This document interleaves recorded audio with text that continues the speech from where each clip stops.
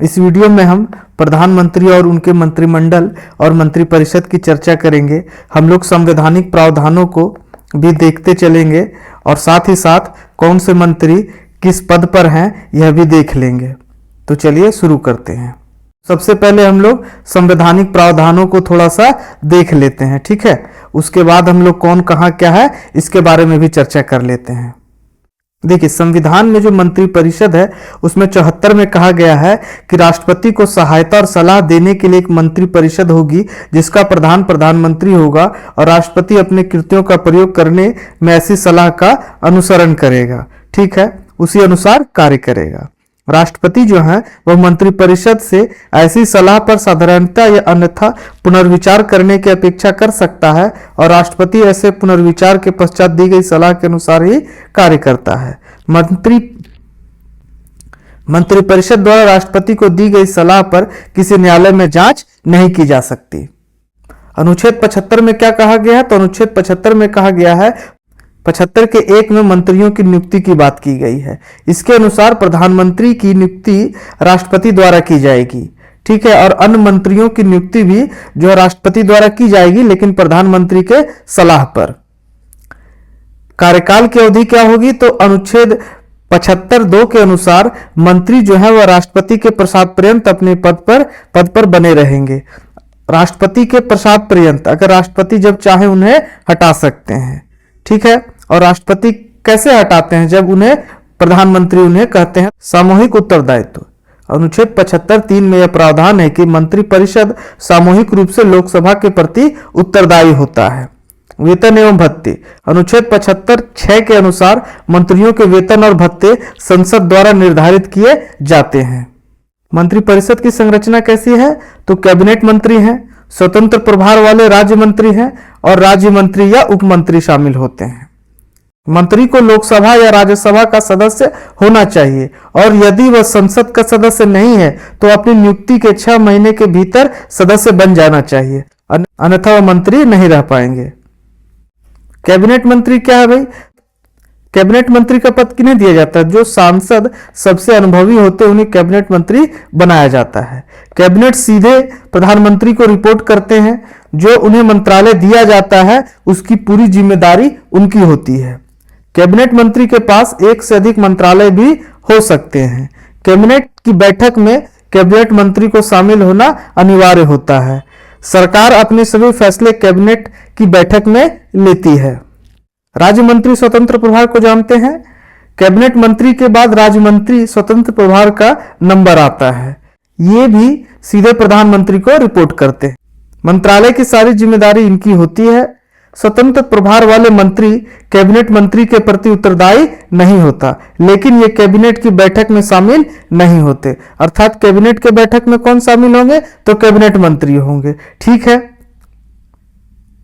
Cabinet मंत्री क्या करते हैं? तो कैबिनेट मंत्री अपने मंत्रालय का पूरा जिम्मा उन्हीं पर होता है, लेकिन जो स्वतंत्र रूप से प्रभार वाले मंत्री होते हैं वह कैबिनेट मंत्री के प्रति उत्तरदायी नहीं होते हैं, लेकिन मंत्रालय की जिम्मेदारी उन्हीं की होती है। राज्य मंत्री के बारे में जानते हैं। राज्य मंत्री कैबिनेट मंत्रियों के सहयोगी के रूप में कार्य करते हैं। एक है कैबिनेट मंत्री, उसके नीचे है राज्य मंत्री, जबकि स्वतंत्र प्रभार वाले स्वतंत्र होते हैं। राज्य मंत्री कैबिनेट मंत्रियों के सहयोगी के रूप में कार्य करते हैं। ये प्रधानमंत्री को नहीं बल्कि कैबिनेट मंत्री को रिपोर्ट करते हैं। एक कैबिनेट मंत्री के अधीनस्थ 1 या 2 राज्य मंत्री बनाए जाते हैं जो कैबिनेट मंत्री के नेतृत्व में काम करते हैं। कैबिनेट मंत्री की अनुपस्थिति में मंत्रालय का सारा कामकाज संभालते हैं।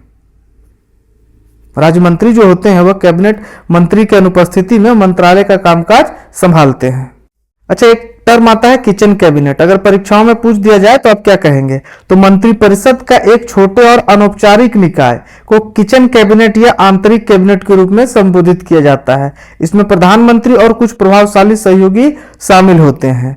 इसमें मंत्रिपरिषद के बाहर से प्रधानमंत्री के विश्वासपात्र व्यक्ति भी शामिल हो सकते हैं। इसे ही किचन कैबिनेट कहते हैं। संविधान में इसका कोई प्रावधान नहीं है, याद रखिएगा। तो हमने मंत्रिपरिषद और कैबिनेट मंत्री की चर्चा की, अब दोनों में थोड़ा अंतर देख लेते हैं। देखिए, मंत्रिपरिषद क्या है? यह एक व्यापक निकाय है। सभी मंत्री किसमें शामिल होंगे? मंत्रिपरिषद में 60-70 मंत्री होते हैं। लेकिन कैबिनेट मंत्री एक छोटा निकाय है और 15 से 20 मंत्री हो सकते हैं। इसमें 3 श्रेणियां हैं मंत्रिपरिषद में। कौन सा? तो कैबिनेट मंत्री, राज्य मंत्री और उप मंत्री। जबकि कैबिनेट में क्या है कि केवल कैबिनेट मंत्री शामिल होते हैं। इस प्रकार यह एक मंत्रिपरिषद का उपसमूह है। मंत्रिपरिषद जो है वह सरकारी कामकाज निपटाने के लिए एक निकाय के रूप में बैठक नहीं करता। इस प्रकार इसका कोई सामूहिक कार्य नहीं है। वहीं कैबिनेट मंत्री क्या करते हैं? यह सरकारी कामकाज के लेन देन के संबंध में विचार विमर्श करने और निर्णय लेने के लिए एक निकाय के रूप में बार बार और सामान्य सप्ताह में एक बार बैठक करते हैं। इस प्रकार यह निकाय सामूहिक रूप से कार्य करता है। तो चलिए हम किन व्यक्तियों को कौन सा पद दिया गया है यह भी देख लेते हैं। प्रधानमंत्री जी नरेंद्र मोदी हैं, है ना। प्रधानमंत्री का पद नरेंद्र मोदी को आप जानते हैं।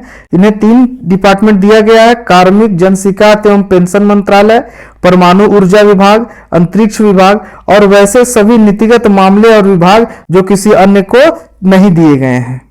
राजनाथ सिंह जी रक्षा मंत्रालय, नितिन गडकरी जी सड़क परिवहन एवं राजमार्ग मंत्रालय, शिवराज सिंह चौहान जी को कृषि एवं किसान मंत्रालय दिया गया है। कृषि एवं किसान कल्याण मंत्रालय शिवराज सिंह चौहान जी को और ग्रामीण विकास मंत्रालय दिया गया है। मामा जी को आप लोग जानते होंगे, शिवराज सिंह चौहान जी को मध्य प्रदेश के कद्दावर नेता रहे हैं और काफी समय तक एमपी के मुख्यमंत्री भी रहे हैं। वहीं देश के सुपरस्टार सुब्रमण्यम जयशंकर जी विदेश मंत्रालय संभालते हैं। एचडी कुमारस्वामी जी जो है वो भारी उद्योग एवं रासायनिक उद्यम मंत्रालय संभालते हैं और इस्पात मंत्रालय भी इन्हें दिया गया है। धर्मेंद्र प्रधान जी को शिक्षा मंत्रालय दिया गया है। राजीव रंजन सिंह उर्फ ललन सिंह, इनको पंचायती राज मंत्रालय, पशुपालन, डेयरी और मत्स्य पालन मंत्रालय दिया गया है। डॉक्टर वीरेंद्र कुमार को सामाजिक कल्याण एवं अधिकारिता मंत्रालय दिया गया है। प्रहलाद जोशी जी को उपभोक्ता कार्य, खाद्य एवं सार्वजनिक वितरण मंत्रालय दिया गया है। साथ ही साथ नवीन एवं नवीकरणीय ऊर्जा मंत्रालय भी प्रहलाद जोशी जी को दिया गया है। वहीं अपने बयानों से चर्चा में रहने वाले गिरिराज सिंह जी को कपड़ा मंत्रालय दिया गया है। दोस्तों, हमारा प्रयास अगर आपको तनिक भी अच्छा लग रहा हो तो लाइक शेयर सब्सक्राइब जरूर करें। वहीं ग्वालियर राजघराने से आने वाले ज्योतिरादित्य सिंधिया जी संचार मंत्रालय संभालते हैं। साथ ही साथ पूर्वोत्तर क्षेत्र विकास मंत्रालय भी संभालते हैं। गजेंद्र सिंह शेखावत संस्कृति मंत्रालय और पर्यटन मंत्रालय संभालते हैं। किरण रिजिजू जी संसदीय कार्य मंत्रालय एवं अल्पसंख्यक कार्य मंत्रालय संभालते हैं। वही अमित शाह जी को गृह मंत्रालय और सहकारिता मंत्रालय दोनों संभाल रहे हैं। यह जगत प्रकाश नड्डा जी को स्वास्थ्य एवं परिवार कल्याण मंत्रालय दिया गया है एवं रसायन एवं उर्वरक मंत्रालय भी इन्हें दिया गया है। निर्मला सीतारमण जी को वित्त मंत्रालय और कारपोरेट कार्य मंत्रालय दिया गया। श्री मनोहर लाल जी को आवास एवं शहरी कार्य मंत्रालय, साथ ही साथ बिजली मंत्रालय भी दिया गया है। पीयूष गोयल जी को वाणिज्य एवं उद्योग मंत्रालय दिया गया है। जीतन राम मांझी जी को सूक्ष्म लघु एवं मध्यम उद्योग मंत्रालय दिया गया है। सर्वानंद सोनोवाल जी को पत्तन पोत परिवहन एवं जलमार्ग मंत्रालय दिया गया है। जबकि कंजरापू राममोहन नायडू जी नागरिक विमानन मंत्रालय संभाल रहे हैं। जुएल ओरांव जी को क्या दिया गया है? जनजातीय कार्य मंत्रालय। अश्वनी वैष्णव जी रेल मंत्रालय, सूचना एवं प्रसारण मंत्रालय, साथ ही साथ इलेक्ट्रॉनिक सूचना प्रौद्योगिकी मंत्रालय संभाल रहे हैं। भूपेंद्र यादव जी पर्यावरण, वन एवं जलवायु परिवर्तन मंत्रालय संभालते हैं। जबकि अन्नपूर्णा देवी जी महिला एवं बाल विकास मंत्रालय। हरदीप सिंह पुरी जी पेट्रोलियम एवं प्राकृतिक गैस मंत्रालय। राज्य मंत्री स्वतंत्र प्रभार की चर्चा कर लेते हैं। 5 हैं ये: राव इंद्रजीत सिंह जी, डॉक्टर जितेंद्र सिंह, जादव प्रताप राव, गणपत राव, अर्जुन राम मेघवाल और जयंत चौधरी जी। राव इंद्रजीत सिंह सांख्यिकी एवं कार्यक्रम क्रियान्वयन मंत्रालय से संबंधित है। जबकि योजना मंत्रालय भी इन्हें दिया गया है। राव इंद्रजीत सिंह को योजना मंत्रालय तथा सांख्यिकी एवं कार्यक्रम क्रियान्वयन मंत्रालय दिया गया है। डॉक्टर जितेंद्र सिंह जी को भू विज्ञान मंत्रालय एवं विज्ञान एवं प्रौद्योगिकी मंत्रालय दिया गया है। अर्जुन राम मेघवाल जी को कानून एवं न्याय मंत्रालय दिया गया है, जबकि जादव प्रताप राव गणपत राव जी को आयुर्वेद, योगा, प्राकृतिक चिकित्सा, यूनानी, सिद्ध, होम्योपैथिक मंत्रालय यानी कि आयुष मंत्रालय किनको दिया गया है? जादव प्रताप राव गणपत राव जी को। अंत में जयंत चौधरी जी को कौशल विकास एवं उद्यमिता मंत्रालय दिया गया है। राज्य मंत्रियों के बारे में जान लेते हैं। तो राव इंद्रजीत सिंह जी को संस्कृति मंत्रालय, अर्जुन राम मेघवाल जी को संसदीय कार्य मंत्रालय, जयंत चौधरी जी को शिक्षा मंत्रालय,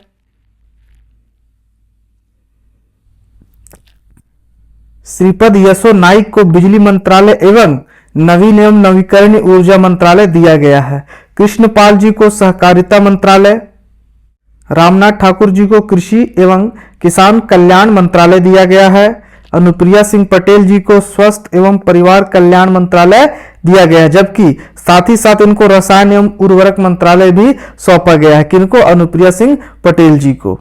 चंद्रशेखर पेम्पासानी जी को ग्रामीण विकास मंत्रालय दिया गया है, साथ ही साथ संचार मंत्रालय भी। शोभा कराकांद लाजे जी को सूक्ष्म लघु एवं मध्यम उद्योग मंत्रालय यानी कि MSME मंत्रालय दिया गया है। साथ ही साथ श्रम एवं रोजगार मंत्रालय जी भी शोभा जी को दिया गया है। BL वर्मा जी को उपभोक्ता कार्य, खाद्य एवं सार्वजनिक वितरण मंत्रालय दिया गया। सामाजिक न्याय एवं अधिकारिता मंत्रालय भी यही संभाल रहे हैं। कौन? BL वर्मा जी। सुरेंद्र गोपी जी जो है वो पेट्रोलियम एवं प्राकृतिक गैस मंत्रालय संभालते हैं, जबकि पर्यटन मंत्रालय भी इन्हीं को दिया गया है। पर्यटन मंत्रालय सुरेश गोपी जी को, साथ ही साथ पेट्रोलियम एवं प्राकृतिक गैस मंत्रालय भी दिया गया है। अजय टमटा जी को सड़क परिवहन एवं राजमार्ग मंत्रालय दिया गया, जबकि कमलेश पासवान जी को ग्रामीण विकास मंत्रालय।